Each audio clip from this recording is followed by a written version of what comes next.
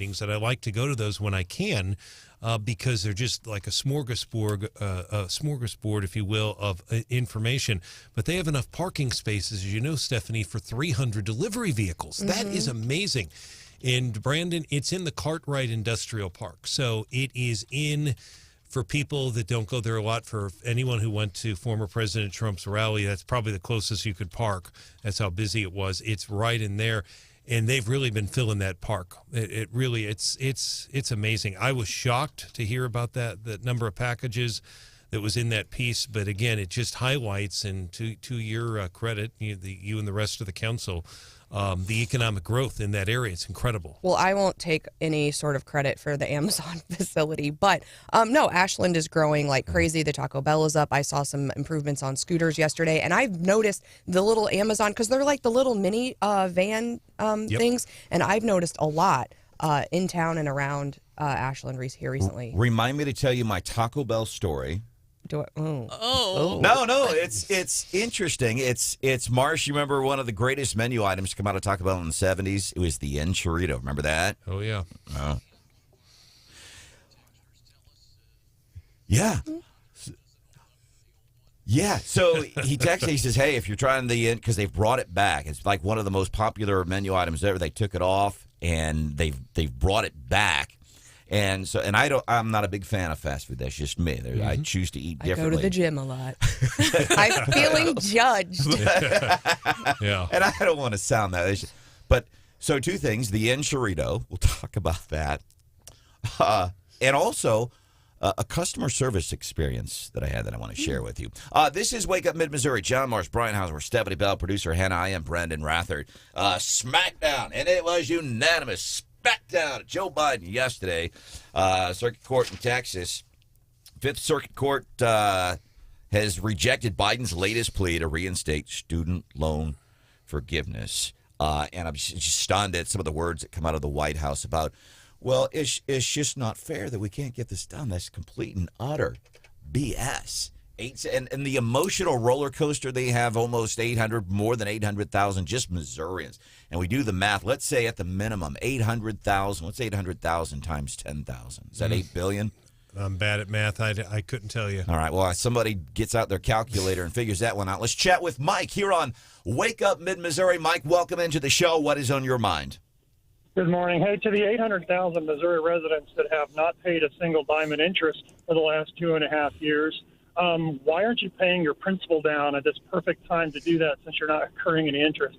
Amen. Everywhere across the country, you should have these loans paid off pretty easily if you're not accruing the interest. Secondly, and probably more importantly, they need to revise the entire thing. They could actually go to free college like they do in Europe, cheaper. But the caveat that no one knows about the free college in Europe is that it only applies to about the upper 20% of the GPA of the student population as of like the 8th or 9th grade.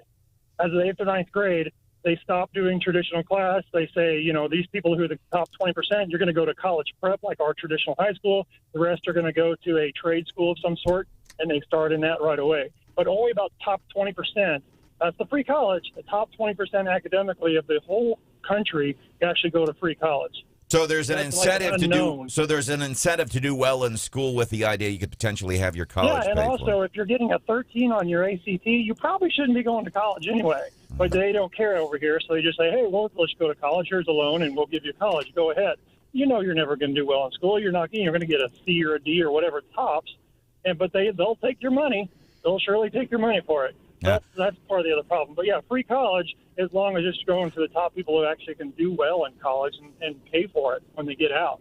Mike, thank you for being a part of Wake Up Mid-Missouri on 93.9 The Eagle and 104.5 News Radio 950 KWOS. I wonder, you can pay stuff off early, you can pay the principal down. Would they even accept your money? Here's what I envision, and I don't know. If you go, hey, I know that I don't have to pay this off right now, it'd be interesting. I don't know if there's stats out there anywhere. Because we're still trying to figure out this math problem. 800,000 Missourians, $10,000 a piece if they're forgiven. How much we're adding to the national debt? How much we're paying for? Would they accept your money? Here's what I envision, and I don't know.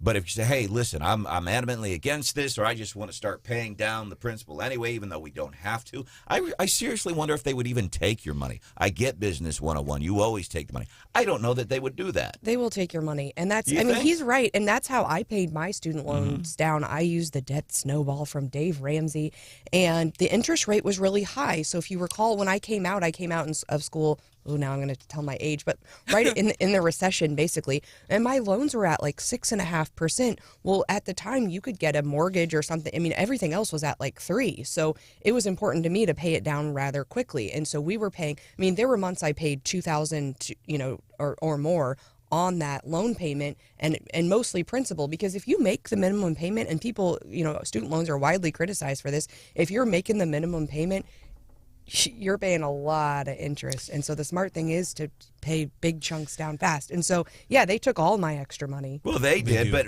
right now. Yes, right now they would take it. You think? Yeah. Okay. And so if Hannah doesn't want the $10,000, she just goes and pays off her student loans right today and doesn't wait up front. You just go to Central Bank, Hannah, and you say, I'd like to make a $10,000 withdrawal.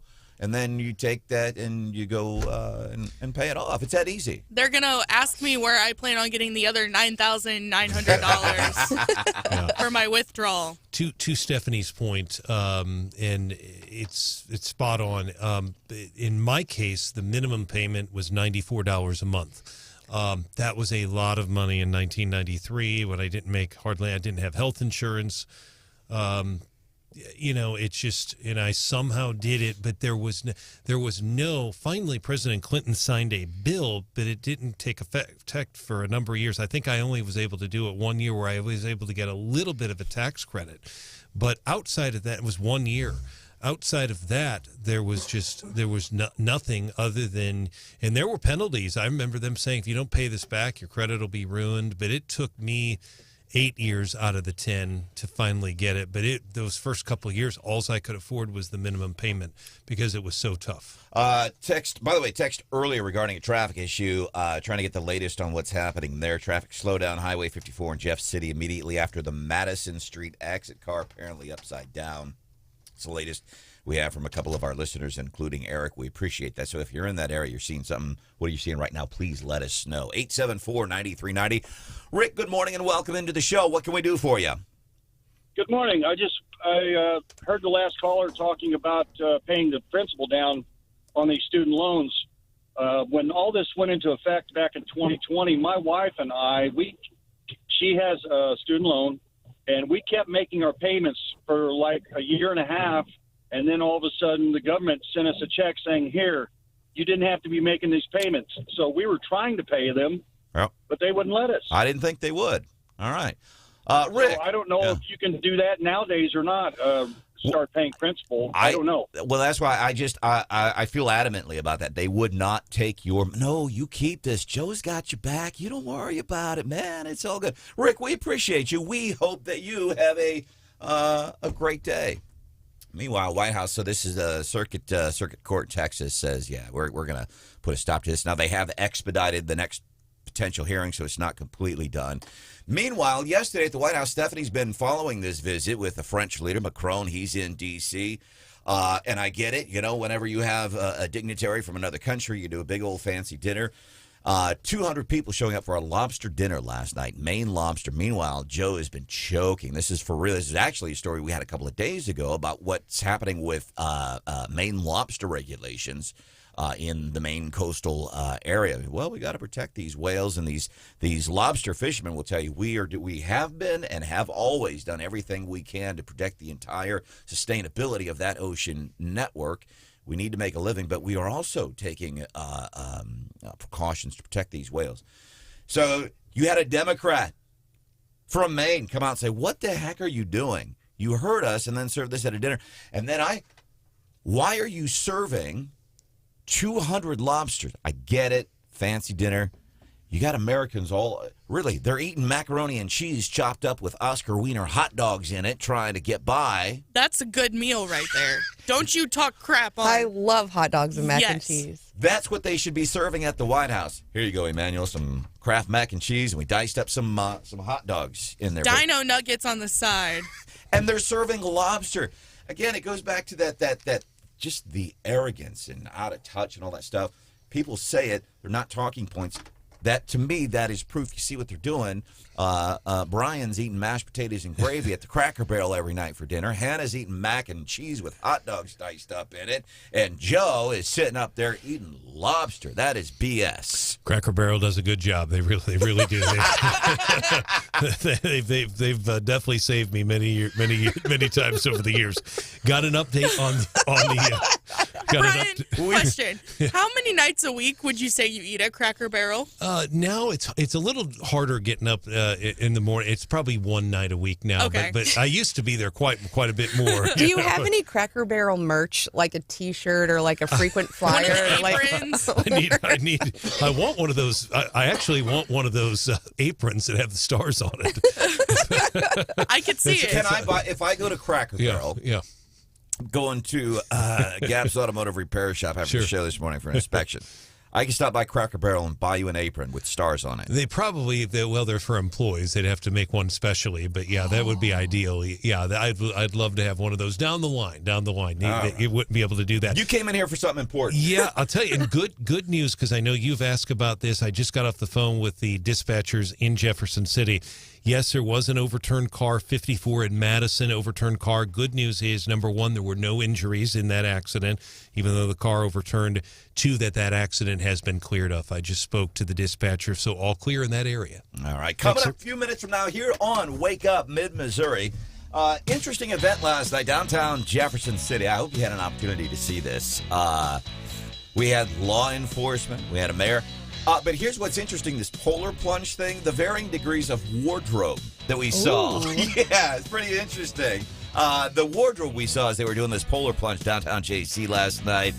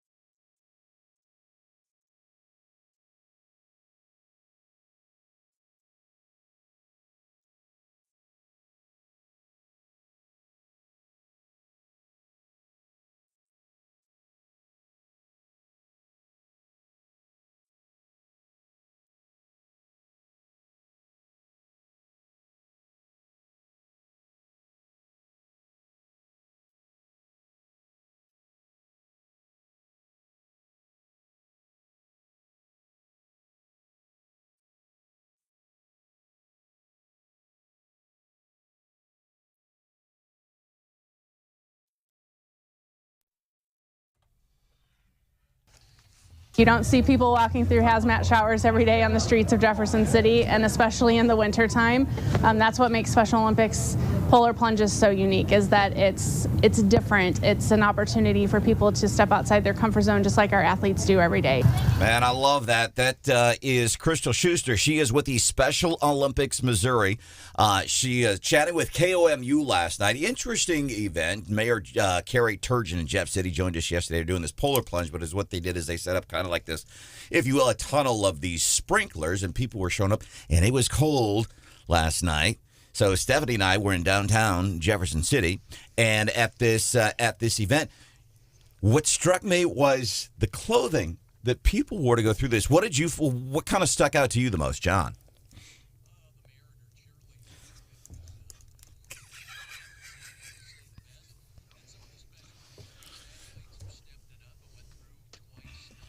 Yeah. Wow.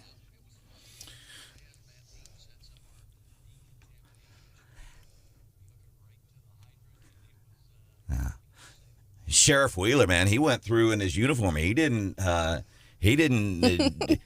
cheerleader outfit, which might have been interesting too. Wow. Yeah. But and I'm not trying to call anybody out. We love all of our frontline responders. There were some dudes there, and I don't know what they had packed up, but they were like all stocked up, and they put on these giant sweatshirts. I'm thinking like they had a bunch of plastic under that stuff so they wouldn't get wet. John will call you out. I won't, but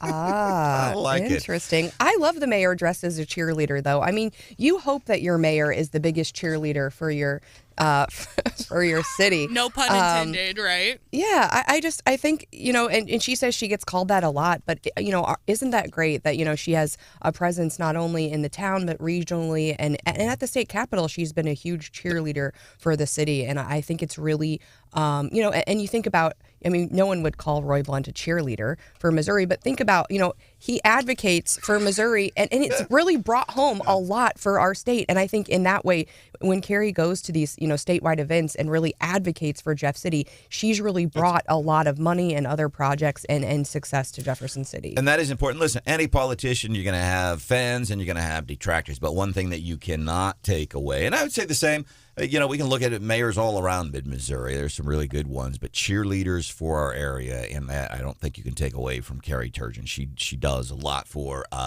mid-Missouri. Special Olympics, if you ever get a chance to get involved, do it. I did it.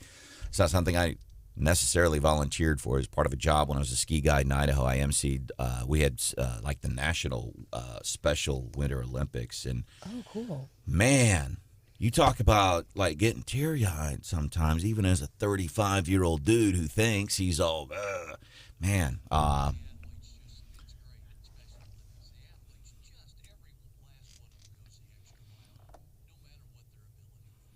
Yeah, they're in that moment and they're smiling and having a good time. It's really just a beautiful thing to be a part of. And also, while we were in downtown last night, a lot of folks pre-filing legislation. Haven't heard anything extra hot or juicy, but as if we find out anything this morning as it relates to pre-filed legislation, we will also let you know.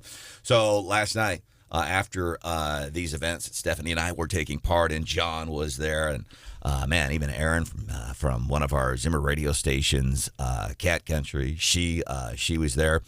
Didn't have time to eat a proper meal, so went through a fast food. It was Taco Bell. Went through a fast food restaurant.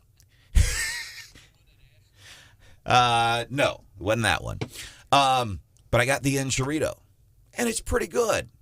It's pretty good. It was a huge staple back in the 70s and 80s. But I'll tell you, the young lady at the front window, maybe 19 years old, was incredibly helpful. I did not, before I'd even left the parking lot, instead of getting out of my car to walk in, I called the Taco Bell and said, hey, that lady at the front window, man, top notch. Great. And I thought it was because we are quicker to complain, and I'm guilty of it too, quicker to complain than praise. Same. How about that? Coming up, interesting thing potentially developing in Missouri politics. We're covering that at 7:10.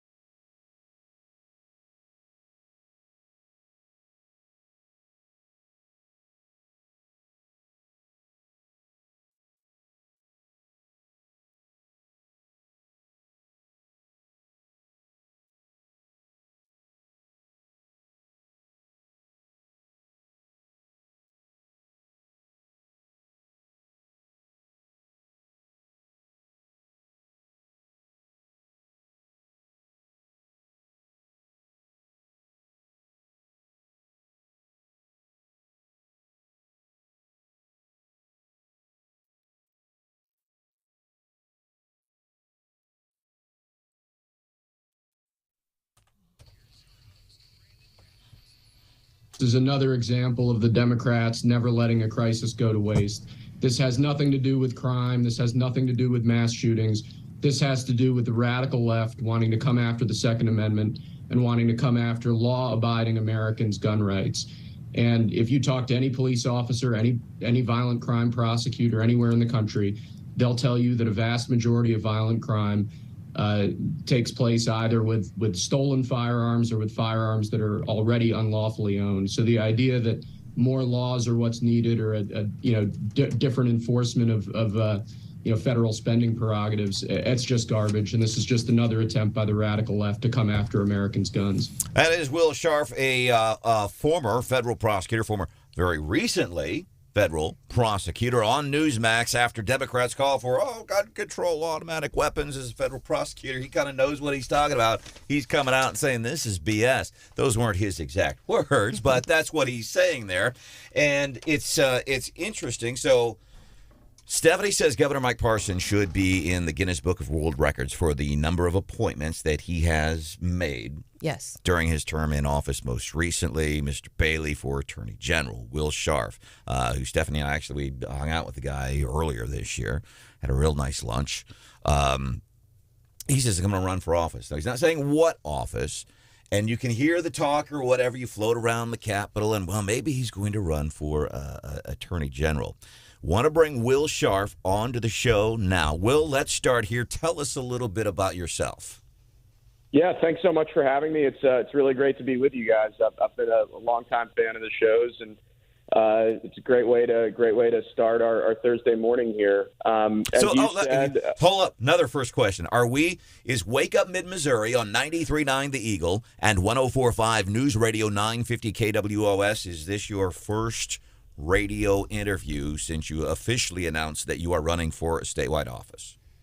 Yeah, I mean, we went live at about 4 p.m. yesterday. The response has been overwhelming, and this is my first radio hit. So it's really great to be with you guys, and no time like the present. So. Amen. So tell us about yourself, Will. Yeah, well, as you said, I was a federal prosecutor until a week ago. It's a little weird to be hearing myself called a former federal prosecutor. I was in the violent crime unit in the U.S. Attorney's Office in St. Louis. We prosecuted, crimes like robberies, bank robberies, carjackings, a lot of gun cases, felons in possession of firearms, really trying to tamp down the violent crime problem that we have in our big cities, St. Louis and Kansas City especially. Before that, as I think you guys know, I've been kind of in and out of politics for a long time. I worked on 2 Supreme Court confirmations. First, the Brett Kavanaugh confirmation, when the woke left tried to destroy an innocent man and a good man, and I was really proud to be part of the team that stood up to defend him. And then I worked on Justice Barrett's confirmation, which was a weird one. It was right at the height of COVID, but we got it done in record time, and it was great to see her on the court, and it was great to see both of them vote the right way, in the last year and a half on important decisions like Dobbs, the opinion that overturned Roe versus Wade, and Bruin, a really important Second Amendment case. Before that, I was policy director in the Missouri governor's office. Worked on a wide range of which issues. Governor? It was for Governor Eric Greitens.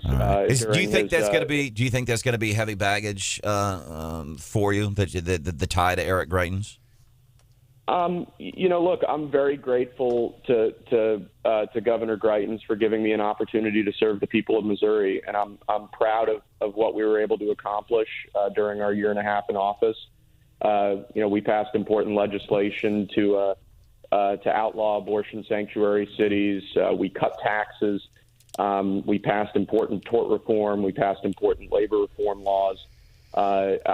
Looking at what we achieved in that year and a half, I think that conservatives in Missouri know that from a policy perspective, it was a successful time. So if people want to hold up my record from that year and a half, I'm happy to defend it. Agreed, Will. I agree. On the policy aspect, I agree with you on that. So you announced yesterday first radio interview in Missouri here on Wake Up Mid Missouri, but you said you're running for office, but you're not saying which office.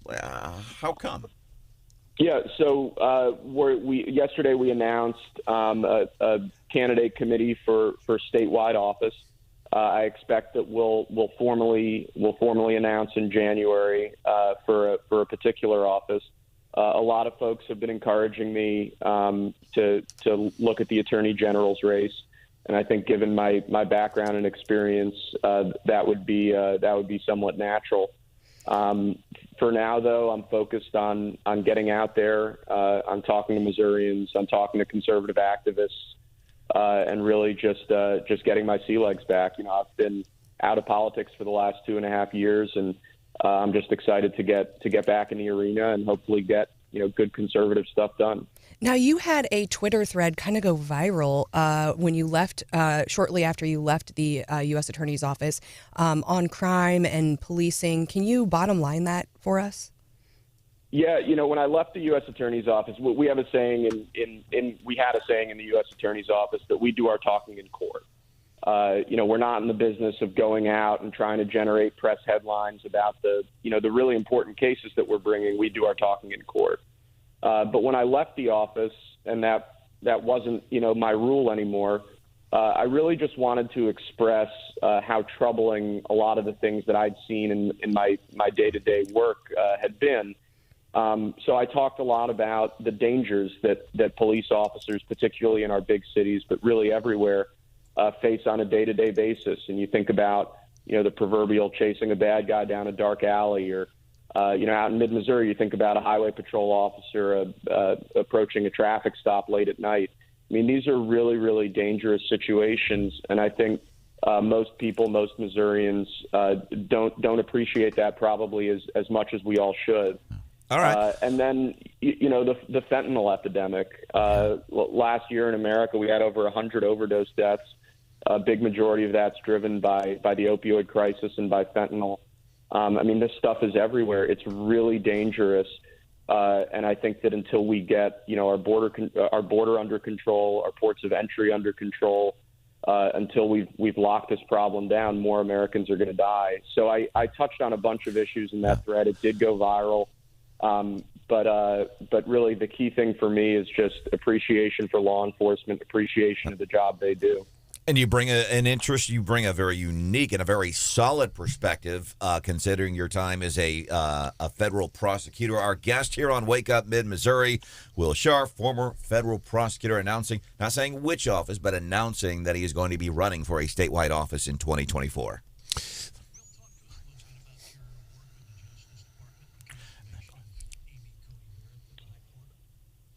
Yeah, so it was pretty crazy. I'd actually moved back to St. Louis at that point, and I'd started my work in the violent crime unit here.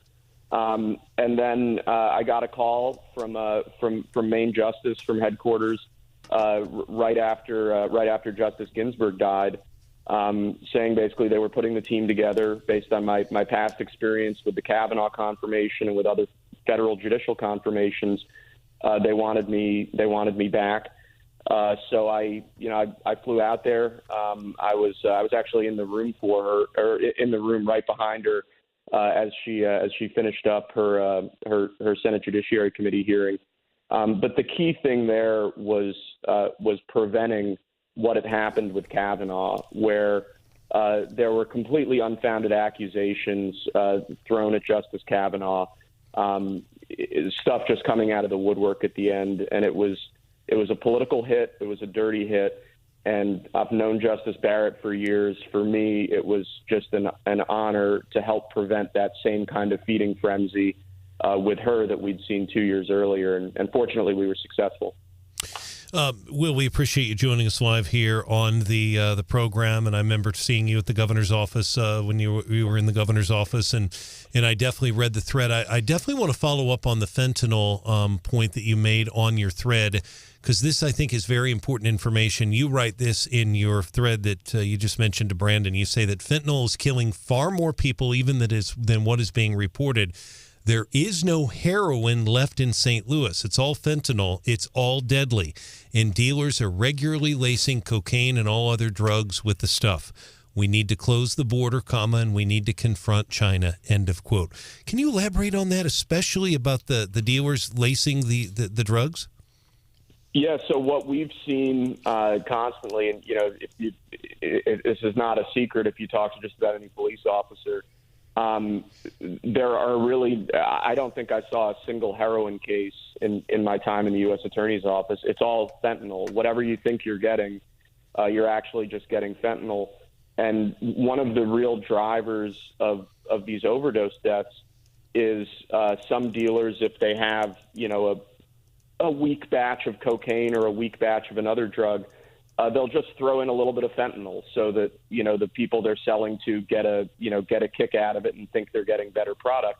And given how deadly and strong fentanyl is, that's just so incredibly dangerous. So you have people who, may not even think they're taking an opioid, who suddenly get hit with this just incredibly powerful drug. 7 years ago, there were half as many overdose deaths in America as there are today. In that time, we've introduced Narcan, we've introduced opioid antagonists. Treatment options are, orders of magnitude better than they used to be. And yet year on year on year, more Americans are dying of this stuff. And it's a tragedy. It's a human tragedy. Until we get the border under control, until we confront China on this, and until we just develop a much better way of looking at this issue, more Americans are going to die. Making headlines this week was the execution of Kevin Johnson, who killed a police officer in 2005. Statewide Republicans have taken some heat this week over allowing that to go forward, over not allowing the daughter, I guess the courts didn't allow the daughter to observe. Do you think Missouri did the right thing this week? Look, the death penalty is obviously the ultimate punishment, and that's an issue that draws strong emotions on both sides. I'll say this: I don't believe in mercy for people who target and kill police officers. I think that police officers, as I said before, do an incredibly dangerous job. They're out there protecting all of us. And it's one of the worst crimes imaginable is to target and kill a police officer. All right, so Will Scharf. Thank you. I don't mean to cut you off. We're running out of time. Will Scharf, former federal prosecutor, announcing yesterday he's running for a statewide office, 2024. First radio interview here on 93.9 The Eagle, 104.5 News Radio, 950 KWS. And I want to tell you several things that Mr. Scharf said, and this is why these things matter. We talk about the president. These statewide, these local things matter. You talk about illegal guns. We had a double homicide in Jefferson City. It was a guy in illegal possession of a firearm. Last we heard from at least one local law enforcement agency as it relates to fentanyl, 25, and this was a couple of months ago, 25 people in Columbia that we were aware of. 25 had died of fentanyl overdoses, mostly younger people. That's why this stuff matters. We can bitch about the border, but the reality is kids are dying here in mid-Missouri. We've also reached out to Boone County Sheriff Dwayne Carey, working on getting in touch with Mr. Wheeler in Cole County to find out the latest number of people that have died because of this stuff that has come across the border. Meanwhile, PolitiFact, they did a fact check. The border is secure. The fentanyl comes, they don't come through at the crossing. I talked to PolitiFact yesterday via email because they're saying, what's the biggest lie of the year? And I said the biggest lie of the year is Alejandro Mayorkas and anybody in the White House who says the border is secure. They are lying. The checkpoints kind of secure. The border is not secure. And I get upset with PolitiFact when they say the border is secure on a fact check. Final question, Mr. Will. You and I and Stephanie, when we were hanging out statewide Lincoln days, we talked about a wide variety of topics. But I want to ask you, do you remember where we had lunch? I think it was Napoli 3 in St. Charles. I could be wrong, but I'm pretty sure. Very good. Mr. Will Scharf, running for an office in 2024. A lot of other things we could ask you, but we're running out of time. Mr. Scharf, thank you for your time here on Wake Up Mid-Missouri this morning. Thanks so much for having me. Really great to be with y'all. All right. We appreciate you, man. Coming up, we're going to do What's Hot with Hannah. What's smoking today? We're talking Christmas cards and whether or not people still send them. Oh, yeah. Oh, yeah. They do.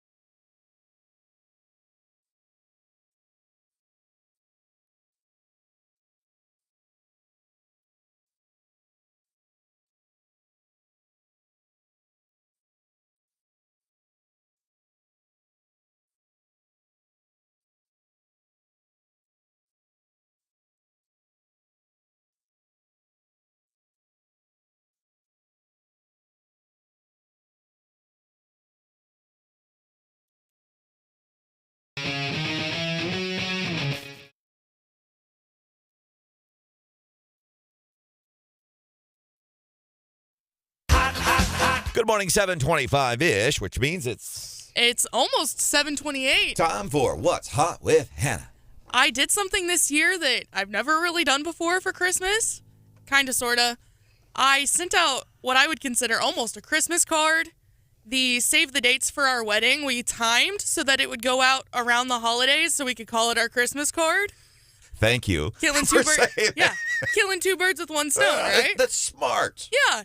And I just wondered, I know, Brandon, you hate getting Christmas cards. Last year, I love getting Christmas cards. Last year, I watched you throw a Christmas card in the garbage can. But I read it first. Yes. What else am I supposed to do with it? The person who gave it to you had literally just walked away. And you, peeked around the corner to make sure they were gone and tossed it. But I wanted to know if people still send Christmas cards. Is that still a thing that people do often? Great question. I posted it on the Wake Up Facebook page, and I was surprised at how many people said they do still send Christmas cards. My favorite is the letter. If you have a family that writes out a letter of Chris's mother does this. Why are you laughing? Yeah, what's the face you're making? Until you said Chris's mom, I was going to compare it to the likes of a gender reveal party, but I won't do that now that it's one of your relatives. But I'm always interested to see what she thinks the highlight of my year is and what it says about me, right? So I love it. And I have friends who send one out. I also have some political friends who are in the older vein and just have ripped on. It's like a very political Christmas letter, which I also very much enjoy. Please, that is What's Hot with Hannah. Go to the Facebook page, man. A lot of really interesting comments on there. You can see what your neighbors here in Mid-Mo are saying. Coming up, Vlad Sazhan. He is from Ukraine. Right now, he is here in Mid-Missouri going to school. I hope you'll hear our conversation with him next. His take on what's happening with Ukraine.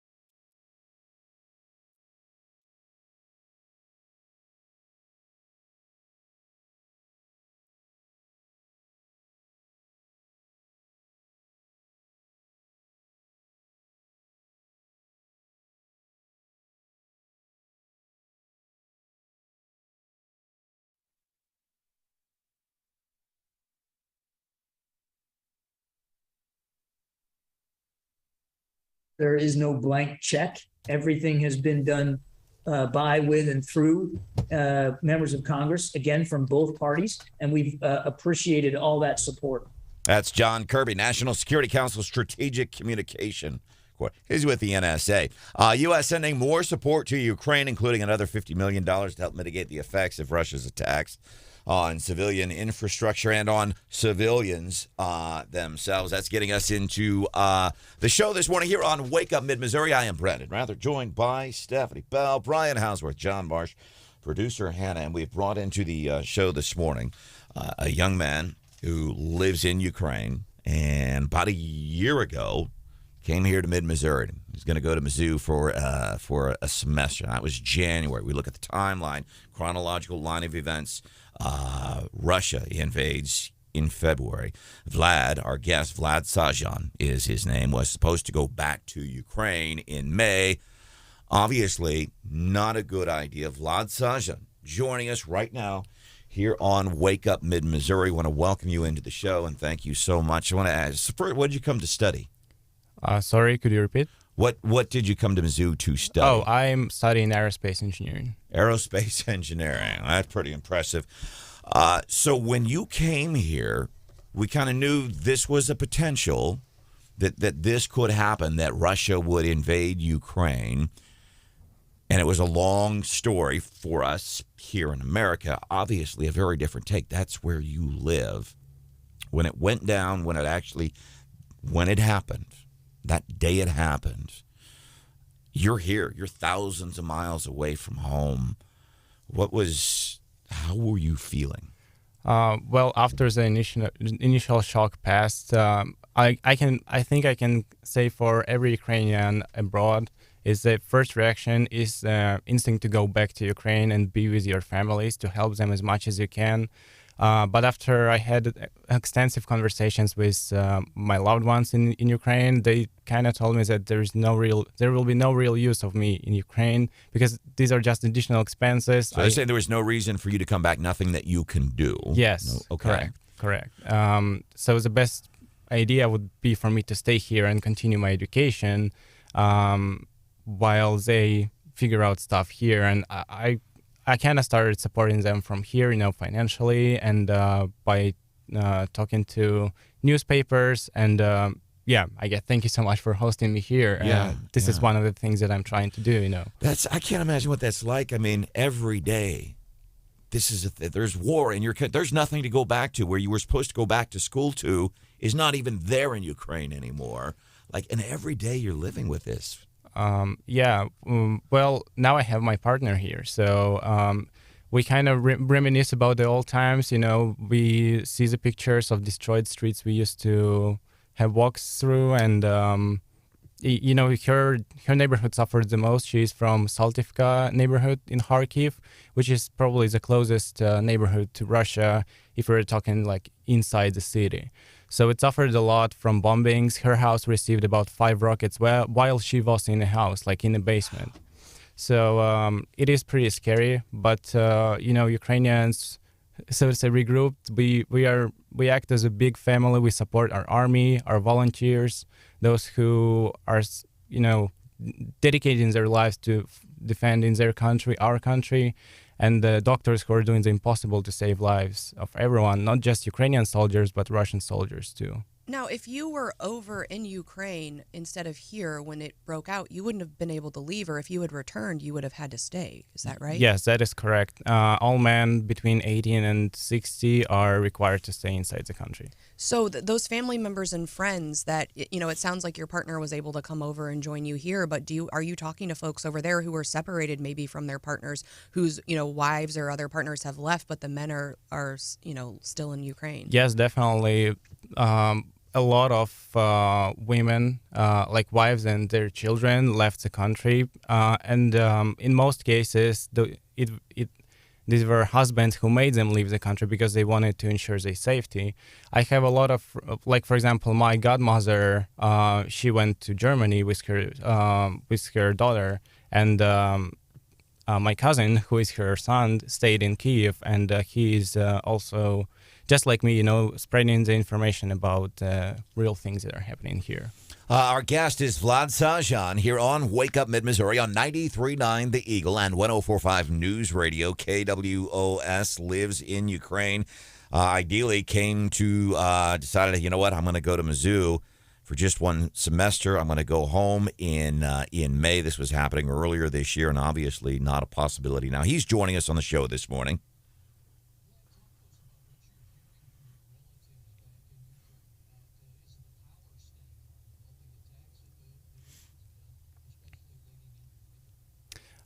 Unfortunately, the power is not here in most of the times. Some people experience outages for about 6 or even 10 hours a day.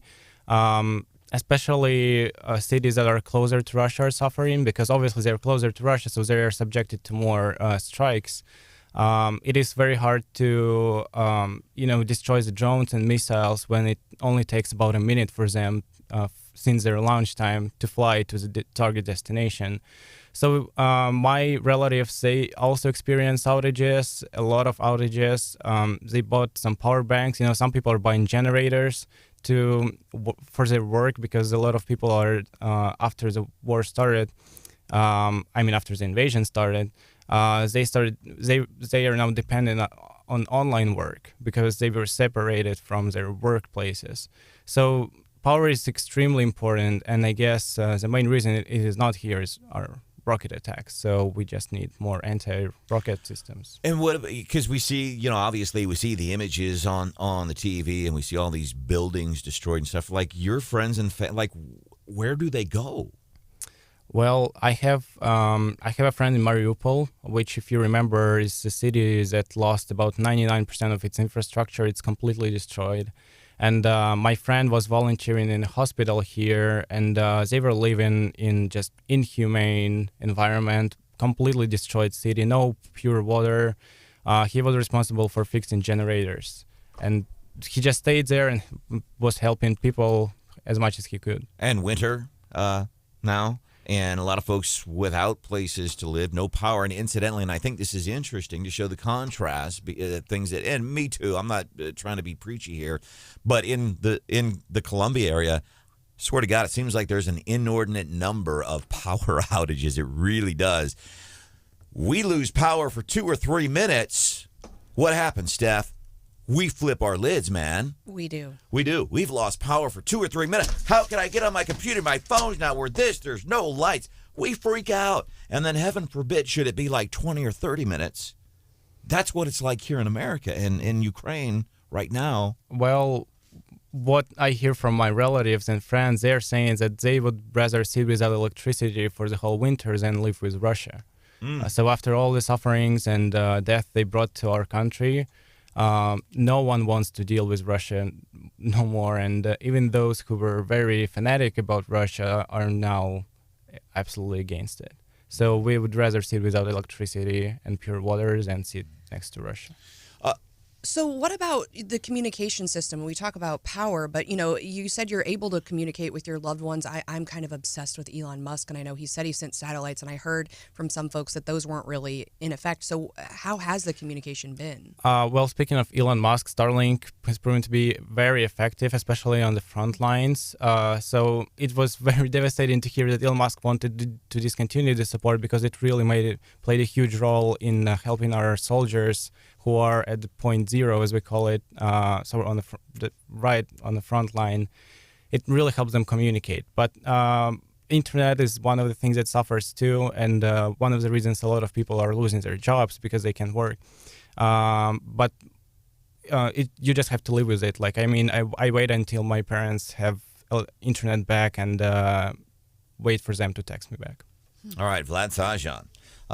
Lives in Ukraine, came to school at Mizzou for one semester, and then his country invaded by Vladimir Putin, incidentally. And this was the reason, the timing of the invasion, according to NATO, was because Vladimir Putin saw the weakness of Joe Biden following his sloppy pullout in Afghanistan. That, according to NATO, is why that they've been decided to invade.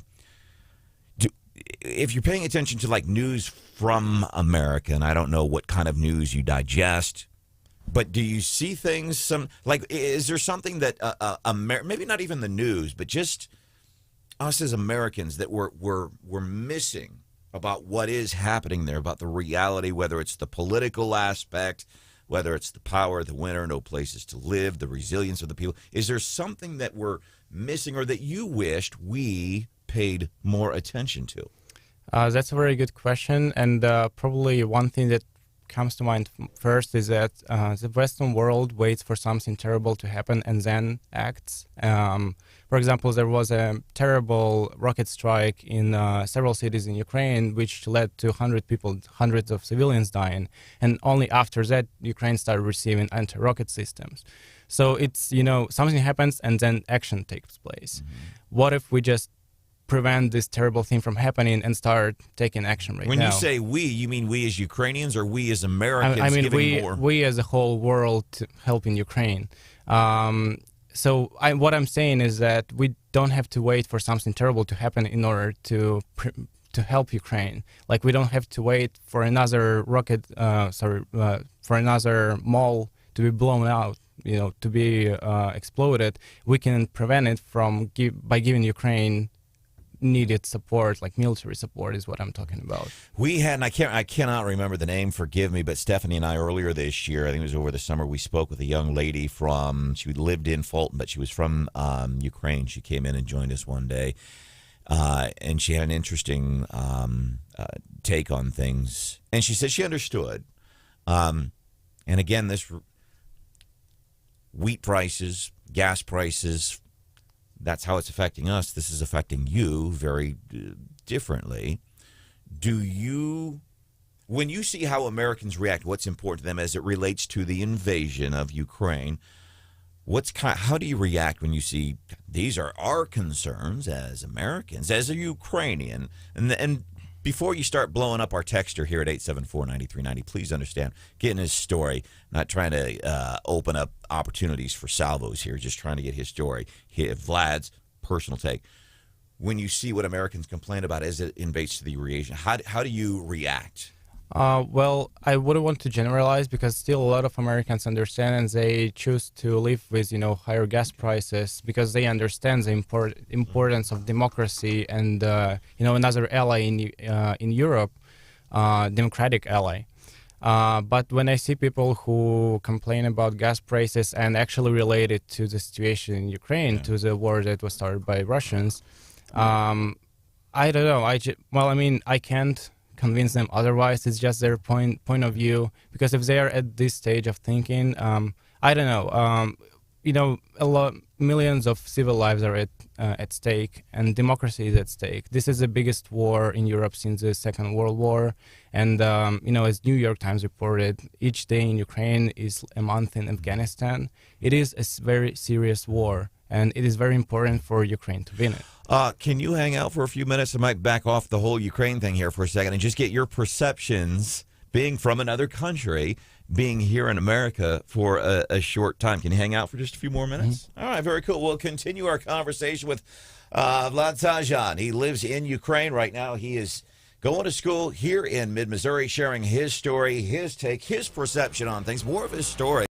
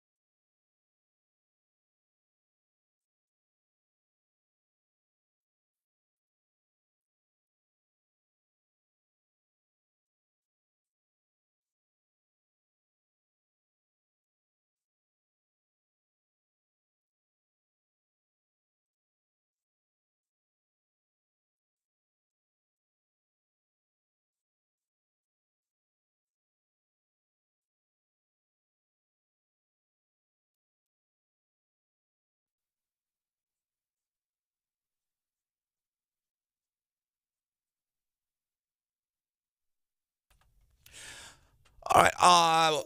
Our guest, Vlad Sazhan, in the studio here on Wake Up Mid-Missouri. He lives in Ukraine.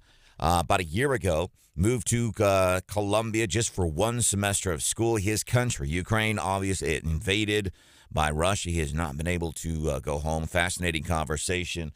Listener Matt via text 874-9390 says, hey, enjoying this interview. Are you going to post it? It will be posted later. But yeah, it'll be posted. Interesting take from a very unique perspective that we don't get to hear very often. Before we let you go, so all the political stuff aside, and I know you studied the United States of America before you came here, but now that you're here, all this seriousness aside, is there something like you come into our culture and you go, huh, that's kind of interesting?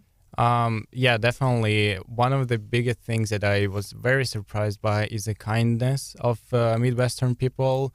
I mean, everyone just wants to help you, and this is something that I'm not really used to because people are not as close to each other in Ukraine. But here, living in a small because I come from a multi-million population. Large city. Big city, yeah. So being in a small community where everyone wants to help you is something I'm not used to, and this is definitely something I was really surprised by, and something I really I find it very important. How about that? Because one of the things I hear is, man, y'all eat a lot. when we chat with us, they're shocked at the amount of food that Americans eat. Yeah. Yeah, you agree? I eat a lot too. So. John, we guilty too? Guilty as charged. Yeah. Hey, anytime you get to go to Oscars in Jefferson City, yep, I'm going to eat a lot. Yeah, and before I arrived here at the studio, my father wanted to say big thank you to every American citizen who supports Ukraine. It's just something that he wanted me to say. So I guess I'm saying it right now, and thank you for continuing support. It's interesting to hear your story, and I know if you're listening right now, well, the political stuff aside, the people of Ukraine and how they have, and see, that kind of surprised me, the interesting perception. You talk about how kind we are here in mid-Missouri, but we've seen all these stories of the Ukrainians working together and bonding together and fighting like heck against the Russians. I think that's remarkable. So what's next when you talk to your father about going home or returning ever? I mean, what's the timeline? What's that conversation like? It is very complex because there is no real certainty in the future. Yeah. So, yeah, I don't know. Maybe I'll get my bachelor's here, but we'll see. Man, keep us posted. All right. Vlad Sazhan lives in Ukraine, living in mid-Missouri, going to school in a state of flux, not knowing what's next in life, man. Keep us posted. Whoa, that was impressive. Thank you so much. Glory to Ukraine. Thank you. Coming up, hey, there's a name. There was a dude floating around in D.C. yesterday that we hadn't heard from in a while. That story at 8:10.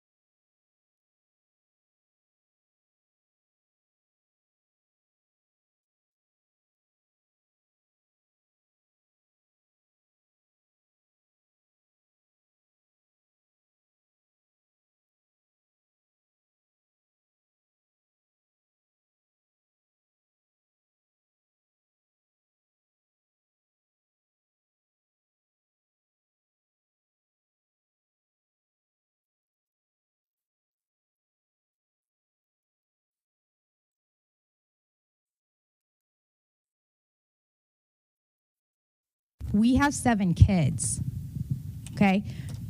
So where do you make up for all the bags that are constantly ripping? When we have to go and buy trash bags, we have to spend at least $50 just to get trash bags. That's one of those, I don't know whether I get mad or laugh at the ineptness of city servants in the city of Columbia, just in the years that I have been here. Roll carts, trash as a whole. And the monogram trash bags. What a great fantastic marketing ploy, guys. Let's put our city logo on trash bags. You dump them trash bags out on the front of what a great marketing. Unfathomable, really. An 8-year-old has a better grasp on marketing than I think some of the past leadership in the city of Columbia. Last night, now they're having more meetings. We've been doing these forever, and then it seems like every few months, hey, maybe we should take a look at the trash bags. Let's hold some hearings. Let's study it. Just incredibly insane. Columbia City resident Randy Tobler also hosts Tobler Show weekday afternoons here on 93.9 The Eagle and 104.5 News Radio 950 KWOS. When you came to Columbia, just serious, and I'm not trying to trash Columbia. That's a Hannah-ism there. All right, huh? Yeah. John, I get a point, maybe? All right, too. We'll do that tomorrow, 8:35, winners and losers of the week. I want to ask you, I know you've got family here and all that, so you're familiar with Cumberland, but when you first moved here and you're like, you're going to put your city logo on a bag, and it's rationed like food, okay, and I'm going to put that on my front yard, and there's no roll cart. As a newcomer several years ago, what was your reaction to all this? I tell you, it hasn't made sense to me, Brandon. I just, with all of the big things going on, the problems that we face with crime, with the cost of utilities, with, a lot bigger fish to fry, I've not understood it. And I couldn't agree with you more. I mean, if you're going to put your logo on something, why not some, hand sanitizer bottles or something to hand out? Anything but trash. Now, I'm actually in the county. I'm just outside the city, so I've escaped all of that. But it just seems like an awful lot of wasted time by people with good minds. I mean, put your good minds to some better use than the trash bags. I mean, come on, for crying out loud. Or here's what I'm envisioning. Maybe the city of Columbia could take a page from the playbook of Jefferson City, John. And I'm thinking of these places like the Highlands, the 65230 zip code in Columbia, the Vineyards, maybe places like that. And instead of trash, we do like we do in Jeff City, man. You just burn it in your front yard during certain times of the year. Let's do it that way. Welcome into the show. This is Wake Up Mid-Missouri. I am Branden Rathert. Stephanie Bell is here. Good morning. Anything interesting yet that we've heard pre-filing yet in JC? We're keeping an eye on it, but nothing yet. I have not heard anything yet. Everyone, so we saw a lot of state legislators yesterday. Everyone did seem to be in a surprisingly good mood. And it's before the holidays and we haven't quite started up session, but I have hope for this session, I think. And, it's interesting because we're going to be back at the governor's prayer breakfast at the beginning of session. And Brian, you were emceeing last year and Brian and I were there. And the mood on that first day, even, there was so much tension and you could just cut it with a knife. And usually that's not the case at the beginning of session. And so I feel like maybe there are some issues we can agree on, hopefully, and get some stuff done. By the way, State Senator Bill Eigel, he's in Columbia tomorrow, Columbia Packet meeting. Yeah, that'll be interesting. Guy who begged and pleaded basically to get on this show. He's he's suspected, I think, to be running for governor, although maybe a different statewide office now that apparently you don't have to declare what office you're going to run for. I don't know. John Marsh is here, too. There's producer Hannah. Let me ask you. So we had Will Scharf on the show. He is a recently federal former prosecutor. Stephanie and I had hung out with him earlier this year, statewide Lincoln Days. And we had a lot of questions for solid dude. Checks all the boxes when it comes to conservative policy, I think. Yeah, very, very smart. But let me ask your policy. So he officially announced, so there was talk he was going to do this, and yesterday officially announces that he's going to run for a statewide office. And the question we did not get time to get to. But my question for him, and I want to get your reaction, is, so you want to run for office, and I can think of some other folks here in mid-Missouri that run for office for the sake of just trying to get elected to something. What's your take on this? I'm going to run for office, but I don't know what it is. Yeah, I don't understand that ploy. I mean, I guess it's just some ambition to get get the camel's nose in under the tent, right? And try to throw your hat in the ring. I wish that there was some more of a, some focus on what is it that you want to do? What office do you think needs improvement? Or what office, is likely to be vacated and you want to continue what's been going on well there? I'd like to see some more specificity. I understand a high school kid that you say you're going to go to college, you don't know what you're going to do yet. But by the time you're of the age that you're going to run for office, you ought to have something a little more crystallized, I would think. It'll be interesting to see. I think the person who has the courage to get out there and say, I'm running for, governor, for auditor, for whatever, would probably get a leg up on my vote anyway. Well, they have said 2024, so we know it's not auditor. Right? So process of elimination. Yeah. We know it's not that. But to be fair, the MEC website, the ethics website, you can just declare for statewide office. And I think that's what he did officially, which allows him to start raising money. And I think, he was on the short list for attorney general. He's a very accomplished and very smart attorney. You talk a lot about, you'd want, Branden, about whether or not someone could go toe to toe in a debate with Gary Nolan. Will's very articulate and very smart. I'd like to see the two of them go toe to toe. I would like to see Gary Nolan and Ben Shapiro, who's on one of our radio stations at night. I would like to see Gary Nolan and those two debate. Our guest right now, Randy Tobler. Tobler hosts the Randy Tobler Show weekday afternoons here on the radio station, 4 to 6. It's cool. You're heading home. You get the local news and Randy's take. He's joining us here on Wake Up Mid-Missouri.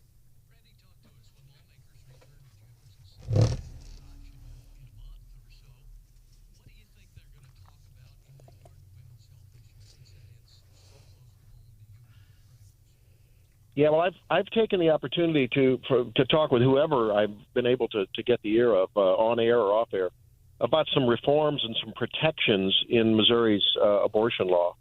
Because while I'm a pro-lifer, and there's many docs that are doing women's health and doing prenatal care and deliveries, would like to have a little more protection for when there are certain moments that you need to frankly deal with a pregnancy that is threatening, maybe not yet a threat to the woman's life or an organ system. I think I'm using the right statutory language, right, Stephanie? I believe so. But if left to go, has a strong possibility of doing that. And there's a lot of these situations where, a rogue prosecutor who doesn't agree with a pro-life doctor's politics could use this law to really go after someone, and it's a criminal charge. I mean, it's just we've got to get some protections in there, and I hope that they do that. I've gotten at least some verbal, assurance that they're going to address that, and as should happen with most things in life, you make a first iteration of a law or a policy, and then you keep refining it and adjusting it to get it to where it's the sweet spot. But I think I'm all for pro-life and for less abortion, but my gosh, if I have a woman who's bleeding heavily in the first trimester and there's still a faint heartbeat, but if she bleeds more, she's going to require a transfusion and maybe worse, and she needs a DNC to stop it, am I going to go to jail? If there's a heartbeat in a tube, am I going to go to jail in a tubal pregnancy, which would rupture and could kill someone, but hasn't yet done that? I think we've got a lot of these issues, and we can go through a litany of them, but it's got to be refined. I got to ask this question. I'm not trying to be rude because I'm guessing somebody right now else is listening to Wake Up Mid-Missouri and say, did Randy Tobler say unless this woman's health is bad and she doesn't have a DNC? Did you mean to say DNR? DNC.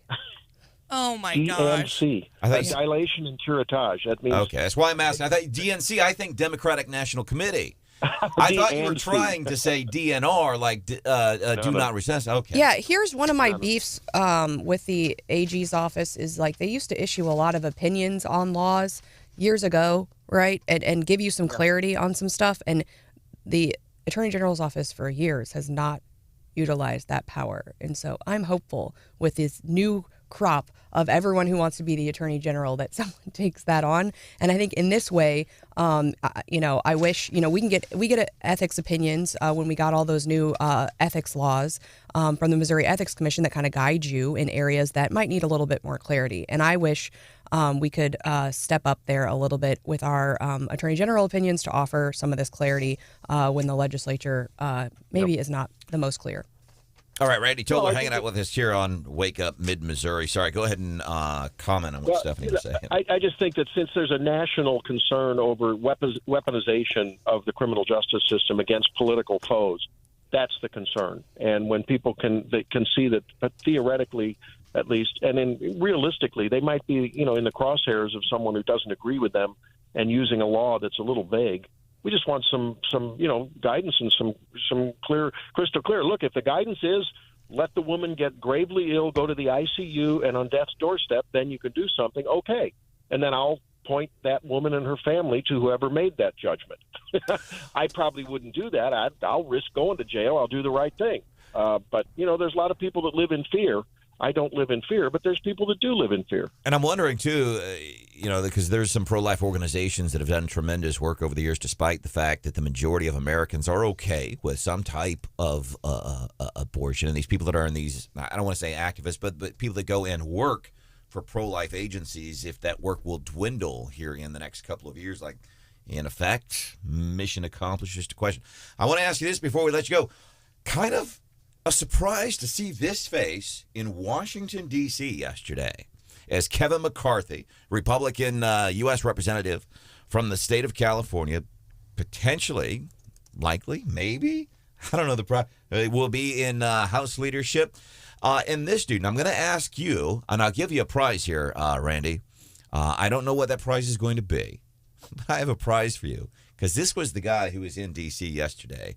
I want to see if you recognize who this is. This was the guy. Folks were shocked. That's the word in D.C. to see this guy there. Making sure that these kids have a shot at the American dream, like I did.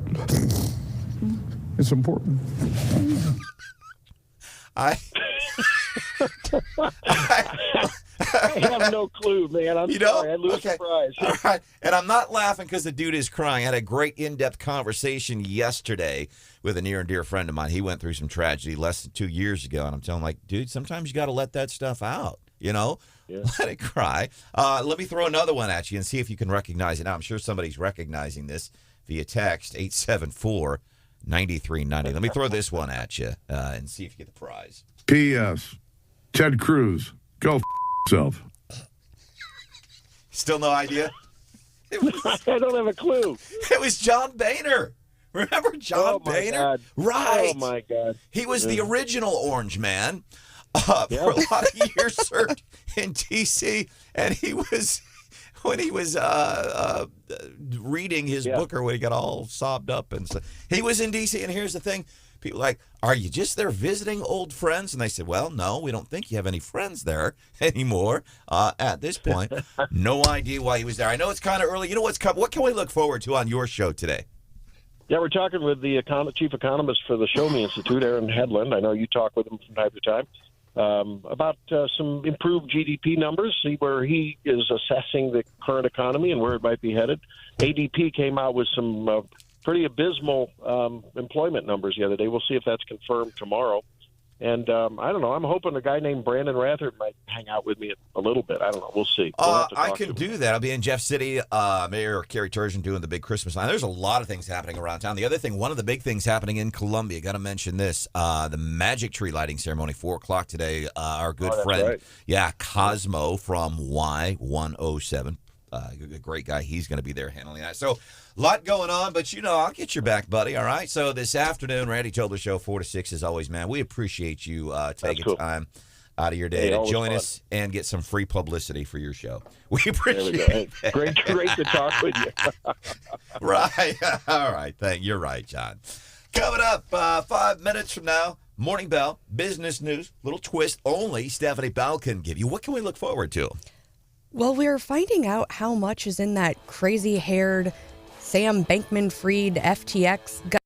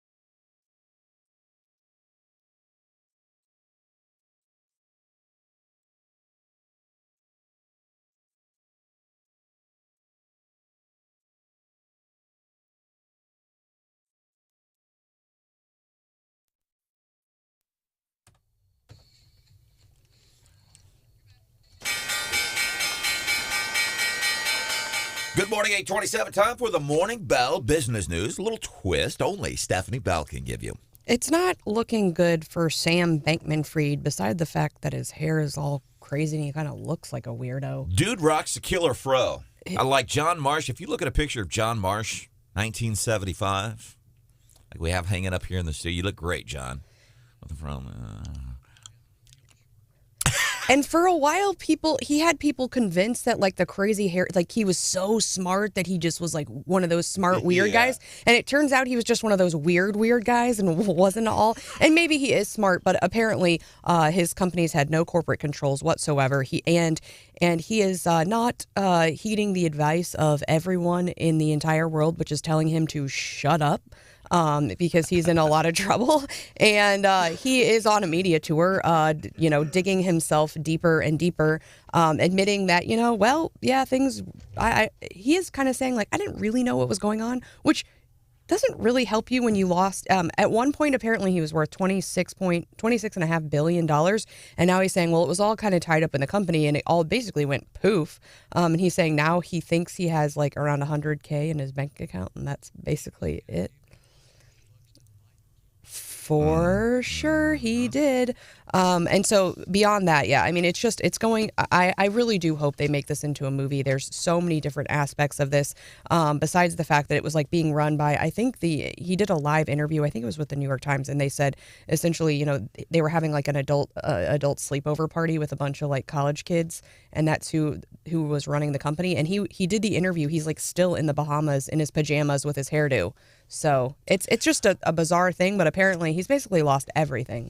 Interesting take, by the way, because there are some people, he's got this fro, and he's, hey, I'm a smart genius. I don't have time to cut my hair, and so people will think I'm smart. Like Colin Kaepernick, remember he got a fro, and everybody thought, oh my God, he's a savior. He's got a fro. He's smart. He's intelligent. Yeah, take it easy. Hey, about Hakeem Jeffries, by the way, you got to hear this story. It's coming up 5 minutes from now.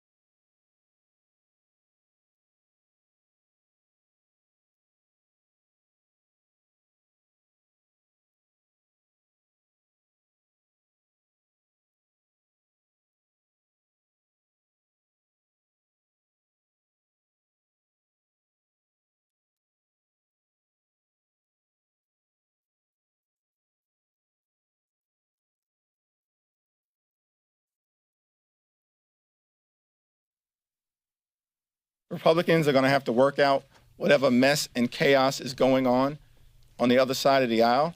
That's not for us to get involved in at this point. That is Hakeem Jeffries, and that is gaslighting, which happened to be, as we've already talked about this week, the word of the year from Merriam-Webster Dictionary. Maybe that's why it comes up, because Hakeem Jeffries now ascended to the speaker of, I should say, Democrat leader in the House, position held by Nancy Pelosi for a whole lot of years. It's on the Republicans. That's gaslighting. And I think about it like this, a lot of toxic, nasty, horrible relationships between men and women, more often than not always, more often than not, these sick guys that will gaslight women into making them think they're crazy. They're the problem. That's what Hakeem Jeffries and typically progressives do. That is, the Republicans have a problem. Oh, and about Hakeem Jeffries, everybody celebrates. Sure, it's a historic move because we have to, every time there's a first of this, a first of that, we got to celebrate that. Okay. But nobody seemed to celebrate. Did you see some of his tweets from 2016? No. Get him. It could, if he were in control today, those things that he tweeted about 2016 would get him demolished from Twitter. He was all about the election denial in 2016 because he was wetting the bed at night because Trump won. You can go look up his Twitter stuff. And he says, well, the 2016 election, it was stolen. But that conveniently did not come up yesterday. Oh, yeah. Yep. And the election was stolen because how on earth could Hillary lose? So that's not an issue. The guy's ascended to, you talk top 5, 10 positions in United States politics, top 5, top 10. Would you put that the role he's in? It's top 5, top 10. And forgive me, I came in. I just Hakeem Jeffries. Oh yeah, absolutely. He'd be the absolutely. So 26. So here's what the Democrats. Yes. Yeah. The Democrats. He's from Harlem. Democrats have Brooklyn. Forgive me. Okay. He's from New York. The Democrats have pushed somebody to the top leadership role in the House who was all about election denial in 2016. And these aren't talking points, not crap I'm making up. You can look at the tweets that he put out there. One of his tweets, the more we learn about 2016 election, the more illegitimate, in all caps, by the way, he wanted to shout that at you, it becomes. America deserves to know whether we have a fake president in the Oval Office. Lie, cheat, steal. This in reference to the widely debunked, not widely reported, widely debunked Russian interference claims. Steele talking in reference to the 2 Supreme Court seats. So this denier guy, man, these Democrats and news outlets, USA Today, MSNBC, CNN, they will pester and chase Republicans all across the country who said, hey, I've got some questions about the 2020 election, or like Kerry Lake in Arizona, I have questions about this election too. We only question, how come nobody, incidentally, how come we don't question elections we win? Eric Schmidt was elected to the Senate overwhelmingly, by the way, and I'm pretty happy about that. But maybe there was some fraud there. How come we don't question when we are the Republic? How come we don't question when we win? We only question when we lose. Yeah. That's why we're watching. That's why some of us are behind the scenes working all day long, fielding phone calls so that you can be sure that you were involved in a free and fair election. That's what we'll be doing on Tuesday in Georgia. Stephanie's leaving the show for a few days to go watch over Warnock's back in Georgia, but we never, when it goes our way, we don't question it.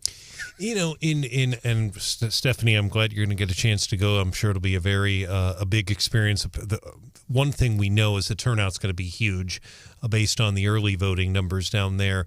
The one thing neither side points out in Georgia, and then definitely I want to say something about Hakeem Jeffries as well, but the one thing, Brian Kemp won the gubernatorial race handily. I mean, really did. Won the race handily, and Stacey Abrams conceded pretty quickly after the election. leading me to believe, I mean, it's obvious there were some people that voted for Kemp for governor and turned around and voted for Reverend Warnock, Senator Warnock, for the Senate. I've always been, I mean, in Missouri in 1984, we had the same thing happen. People voted for John Ashcroft for governor and then turned around and voted for Harriet Woods. I've just, from an ideological standpoint, I've never understood that. The one thing about Hakeem Jeffries, he has definitely been critical, and if you go to his Twitter feed, it's at the top, but he's been critical of Supreme Court Justice Clarence Thomas, who lived in Jefferson City. Brandon, you probably, you and I remember that. He worked for Jack Danforth, and John will remember, I mean, Clarence Thomas had an office at the Missouri, right across from the Missouri Capitol building, and a lot of our listeners in Jeff City will remember he was there. But Congressman, now House Minority Leader Jeffries, has blasted him. In fact, his pinned tweet Ace basically says, Judge Thomas, why are you such a hater? He refers to him multiple times as a hater. He believes he's full of hate. So that is something that we'll probably hear more about.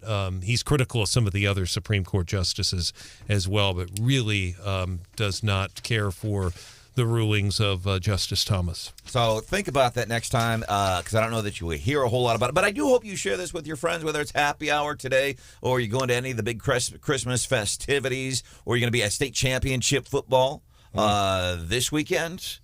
Tomorrow, that's tomorrow, a huge game. Yeah. Oh. So if politics comes up, I hope you share that. This is not a pounding on the desk, the Democrat sucks, is what these are. These are facts that highlights the insanity of people like a Pat Fowler, really a mental sickness in Columbia. People like Democrats as a whole who will lambast a Republican any chance they get because of they were election denier. Hakeem Jeffries, also an election denier. You get a leadership role. It don't make no sense to me.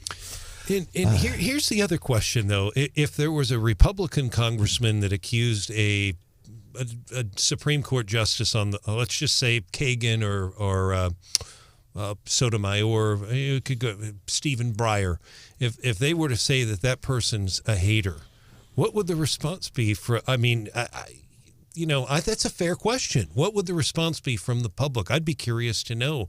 But it's his pinned tweet. Look at the top of his Twitter page about Supreme Court Justice Thomas, who's been on the bench now for 30 years. Welcome to the show. This is Wake Up Mid-Missouri. That is Brian Houseworth. It's always good to see you. That football game tomorrow is going to be huge. Yeah. I mean, goodness gracious. It's of all the matchups, Lamar and Blair Oaks, that might be the best one. Blair Oaks, man. Let's go, man. Anything we can do to support Blair Oaks, how cool would that be? Basically, home turf compared to Lamar, right? Yes. Home turf, man. Let's pack that.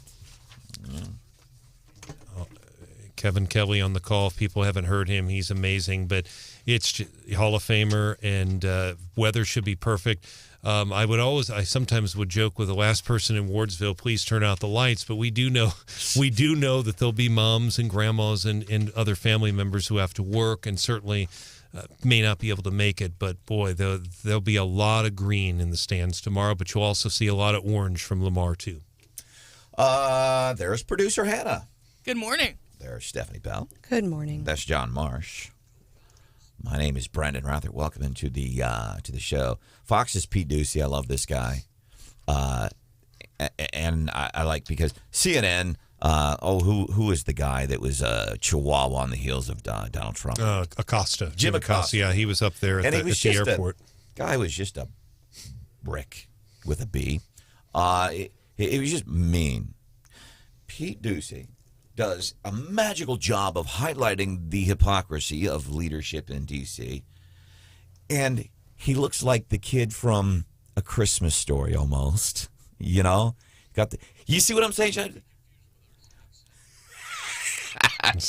Caleb Rowden. Saw him last night, too, by the way, in Jefferson City, hanging out with a bunch of folks.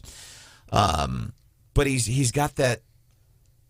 Like, I could see Brian Houseworth doing the same thing in the White House because you have the most pleasant demeanor of really anybody professionally that I have encountered in my life. By the way, tomorrow at this time, 8:35, winners and losers of the week on a Feel Good Friday. Somebody has nominated you. Thank you. A listener, by That's the way. awesome. It wasn't me.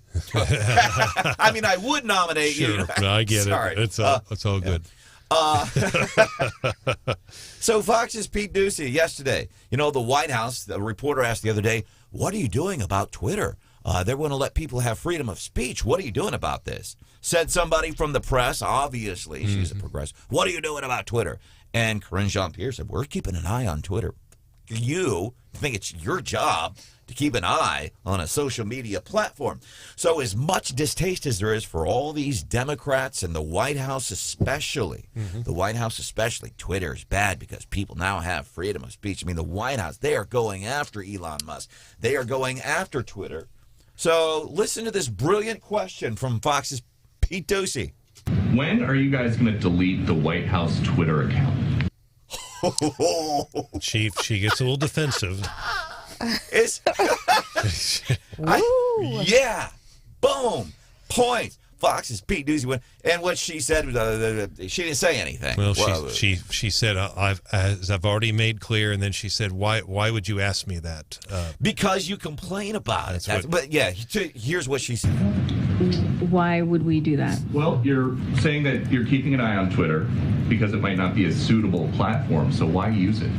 Look, I want to be very clear here. The president has always said... So she did not answer the question. The question is, if it's so bad, why are you using it? She did not answer, well, we use it because it's a valuable platform and we have freedom of speech.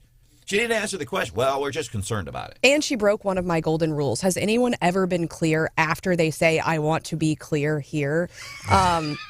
No, because if you were going to be clear, then you wouldn't have to say, I'm clear. And so in brief writing, a lawyer thing, people are like, it is clear that, well, you know what? If it was actually clear, we probably wouldn't be fighting about it in court. So quit using that word. And the one thing about Ducey, too, that is, and Brandon's got a great point, is that he likes to ask questions that other people don't. Now, progressives on Twitter clearly don't like him, but he will. That is a fair question. It's a beautiful question. It's a fair question. He's a good reporter. He asks tough questions. And the other thing that I think people on both sides don't realize is he respects the press secretary and vice versa. It may not. The lady that was before him, Jen Psaki, they respected each other. Yeah. And and she knew he was doing his job. But that is a, that's also they're peppering her with questions on all sorts of things. So, and we didn't play the whole thing, but she did say some other stuff as well about hate speech. So we need to add that to Stephanie's, what is it? What's the Oprah list? The Stephanie's beep list. Yeah. What's the Oprah? My favorite things. My favorite things. We're doing Stephanie's things that suck. Sometime before Christmas, we also have our Festivus show where we air out our grievances with each other. Listeners get to air out their grievances with us. So Stephanie's grievance, you're right. Let me be clear. They're not being clear. My first GM in radio, Bill Dybel, and he would talk. He was a consummate salesman. He would do, well, Brent, I'll be very honest with you. Guess what would come next? A lie. Brenda, via text, one of her pet peeves. People with expired registration stickers on their license plates. You see a lot of that. Yeah. We get a lot of pictures from listeners. You see how long these plates have been expired. Brenda, I hear you coming up. We're going to open up the fridge. We have some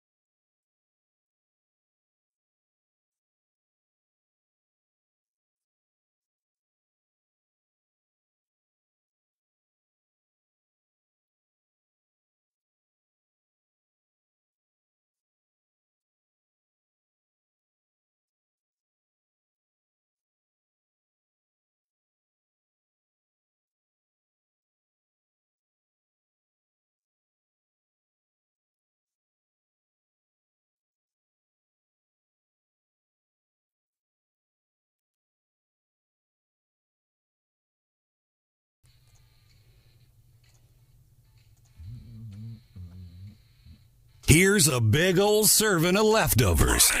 Enjoy. All right, before we get into the Gary Nolan show, a couple of things that we want to get to that we didn't have the opportunity to get to here earlier on the show. What's hot with Hannah today? It was pretty cool. It was hot. What's hot with Hannah today? What hot with Hannah? Me speak English. Very good. Well, JJ. Joe Jr., yeah. I was curious to know if people still send Christmas cards. I know that I don't get but maybe one or two every year. And I kind of sent a Christmas card out this year through my save the dates for the wedding. You know, we sent it out around Christmas time on purpose to be like a Christmas card. I was just curious to see who still sends Christmas cards. And listener Doug text says, hey, good morning, guys. Just leaving the West Side Business Association meeting, and Jefferson City Mayor Carrie Turgeon pointed out in the meetings as she was listening to Wake Up Mid-Missouri this morning on 93.9 The Eagle and 104.5 News Radio 950 KWOS.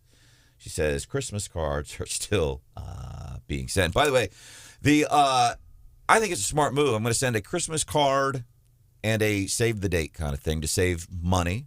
Recent college grad trying to save money for a wedding. I think that's smart. Or a humble brag. Hey, here's a Christmas card. Also, I'm getting married.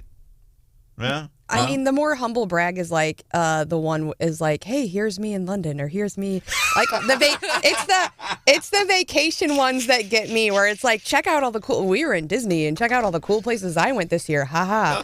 I'm not sending a Christmas card this year, by the way. If you want to know where I've been, you can go to my Instagram. But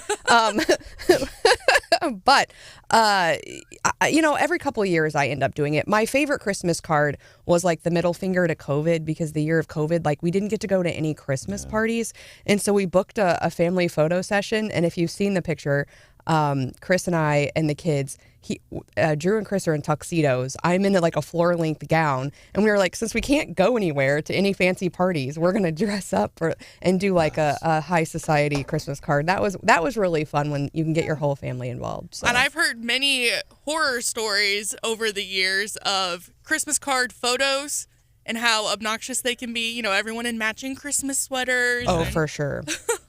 I have to bribe my children, and like, yeah, you're plastering on a smile while you're like pinching the back of their, back of them, saying, behave. Gotta look pretty for the Christmas card. Oh, it's terrible.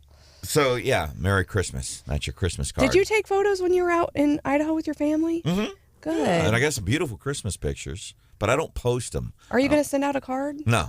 That's why I'm going to say right now, Merry Christmas. Appreciate you listening. And Happy New Year, too, yeah. And if you want a transcript of our shows, best thing to do is just write down everything we say. John, anything for leftovers before we make way? Gary Nolan's wanting to get in here. Anything for leftovers?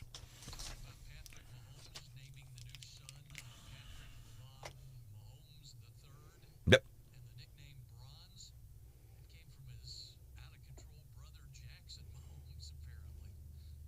Really?